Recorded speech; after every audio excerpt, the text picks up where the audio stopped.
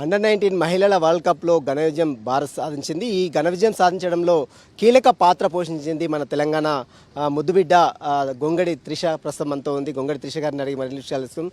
భద్రాచలం నుంచి వచ్చి ఒక భారత క్రికెట్లో అండర్-19లో కీలక పాత్ర పోషించారు. ఎలా అనిపిస్తుంది మీకు? చాలా హ్యాపీగా ఉందండి. బికాస్ 2 వరల్డ్ కప్స్ విన్ అయ్యాము. దాని తోడు ప్లేయర్ ఆఫ్ ద మ్యాచ్ వచ్చింది. చాలా స్పెషల్, హ్యాపీగా ఉంది. ఆఫ్టర్ త్రిషకు బిఫోర్ త్రిషకి ఏంటి డిఫరెంట్? చాలా హ్యాపీగా ఉందండి. ఎందుకంటే నా నాన్న కూడా అక్కడ ఉండే మ్యాచెస్ చూస్తుండే. దాని తోడు 100 కూడా వచ్చింది. It's a different feeling. అండర్-19లో సెంచరీ చేశారు. అది నాన్నకు కూడా అంకితం ఇచ్చారంట. నాన్న ఇన్స్పిరేషన్ ఎట్లా ప్రస్తుతం మీకు ఎవరు?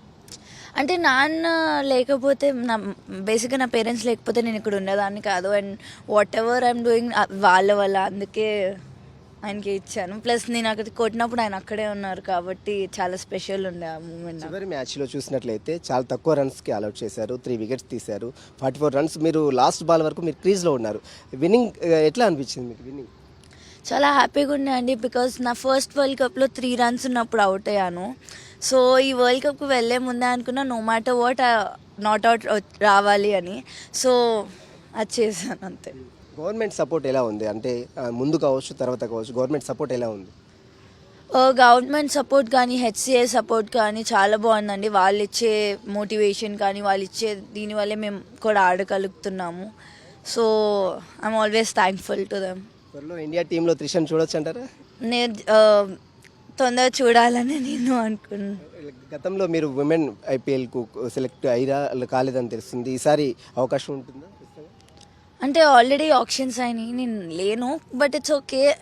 ఇంకా వర్క్ హార్డ్ చేసి నెక్స్ట్ టైం ఉండాలని అనుకుంటున్నా. మీకు ఎవరు ఇన్స్పిరేషన్? క్రికెట్లో కావచ్చు, మెన్స్లో కావచ్చు, విమెన్స్లో ఎవరు ఇన్స్పిరేషన్? చిన్నప్పటి నుంచి మితాలి రాజ్. బికాజ్ ఆమె అందరి అమ్మాయిల ఇన్స్పిరేషన్. సో నేను ఆమెను చూస్తూ పెరిగాను. ఆమె మా క్యాంప్కి వచ్చి ఆడుతుండే. దానికంటే పెద్ద ఆమె కంటే పెద్ద ఇన్స్పిరేషన్ ఎవరు ఉండరు కదా. మెన్స్లో ఎవరన్నా మీకు మెయిన్ మంచి క్రికెటర్ ఎవరన్నా? మెన్స్లో always used to like Virat, MS Dhoni. చాలామంది అమ్మాయిలు క్రికెట్ అంటేనే చాలామంది వెనకడుగు వేస్తూ ఉంటారు.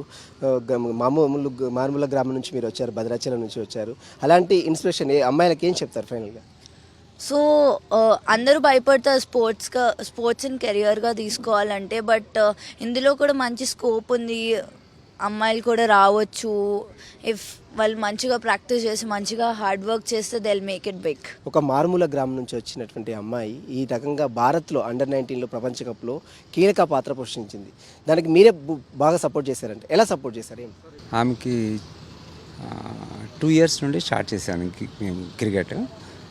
5 ఇయర్స్ భద్రాచలంలో చేయించాను. అక్కడ ఫెసిలిటీస్ లేవని 5 ఇయర్స్ తర్వాత ఇక్కడ హైదరాబాద్ షిఫ్ట్ అయ్యాను. ఈస్మాడిపల్లి సెయింట్ జాన్స్ క్రికెట్ అకాడమీ. ఇక్కడ మంచి కోచింగ్, ఇక్కడ చాలా అన్ని facilities, matches plus quality coaches అంతా చాలా మంచిగా ఉన్నారు. ఇక్కడే కోచ్ చేస్తాం.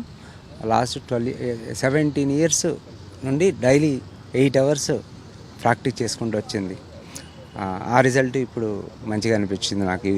ఆమె 2 world cups, 2 Asia cups win అవ్వటం. Thank you sir. ఇది చూసిన మొత్తం మీద ప్రతి ఒక్క తండ్రి ఆ పిల్లలకి ఎంకరేజ్మెంట్ చేయాలి. అదేవిధంగా 2 సంవత్సరాల నుంచి తనకు క్రికెట్ మీద క్రికెట్ ఆడిపించాను. ఇప్పటివరకు దాదాపు 18 సంవత్సరాల వరకు క్రికెట్ని ఆడిపించాను. భద్రాచలంలో మెరుగైనటువంటి వసతులు లేకపోవడంతో హైదరాబాద్ షిఫ్ట్ చేసి ఇక్కడ గ్రౌండ్లో మంచి మంచి గ్రౌండ్లో ఆమెకు కోచింగ్ ఇప్పించి ఈ రకంగా అండర్-19 వరల్డ్ కప్లో ఆడే విధంగా తను తోడ్పాటు చేశాను. ఇక ఆమె పట్టుదల కృషి ఆమెకు ఈ స్థాయికి తీసుకొచ్చిందని తండ్రి రామరెడ్డి చెప్తున్నారు. ప్రతి ఒక్క తండ్రి కూడా ప్రతి ఒక్క కూతుర్ని అంటే ఇంట్లోకి మాత్రమే పరిమితం చేయకుండా ప్రతి ఒక్కరు క్రీడలకు కూడా ప్రాధాన్యత కల్పించే విధంగా చర్యలు తీసుకోవాలంటూ కూడా త్రిష తండ్రి రామరెడ్డి చెప్తున్న పరిస్థితి.